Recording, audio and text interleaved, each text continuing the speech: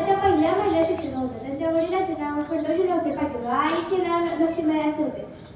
त्यांचा जन्म 3 जानेवारी 1831 रोजी सातारा जिल्ह्यातील नायगाव येथे झाला. त्यांच्या वडिलांचे नाव खंडोजी रावसाहेब पाटील, आईचे नाव लक्ष्मीबाई असे होते. वयाच्या अवघ्या 9व्या वर्षी सावित्रीबाई फुले यांचा विवाह ज्योतिबा फुले यांच्याशी झाला. विवाहानंतर ज्योतिबा फुलेंनी सावित्रीला लिहायला व वाचायला शिकवले. विवाहानंतर त्यांनी दोघांनी पुण्याच्या बुधवार पेठेत मुलींची पहिली शाळा काढली. त्यांच्या अशा या क्रांतिकारी निर्णयाला लोक तीव्र विरोध केले. तरी लोक त्यांच्यावर स्त्रियांची कलमाची दगड टाकत तरीही त्यांना निर्णय नाही. त्यांनी त्यांची शिकवण्याची काम तसेच सुरू ठेवली.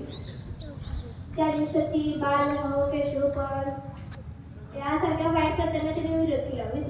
त्यांनी गरीब, गोरगरीब, अनाथ विधवांना आधार दिला. त्यांनी काव्य फुले, भावनकशी, सुबोध, रत्नाकर यासारखे ग्रंथ काव्यसंग्रह लिहून त्यांनी समाज जागृती केली. त्यांनी मुलींना साक्षर व्हा, निर्भय व्हा असा संदेश दिला. दुर्दैवाने 10 मार्च 1898 रोजी सावित्रीबाई फुले यांनी आपल्याला शोध दिला. असा या क्रांतिकारी न्यायज्योती सावित्रीबाई फुले यांना माझे कोटी कोटी प्रणाम. जय हिंद, जय महाराष्ट्र.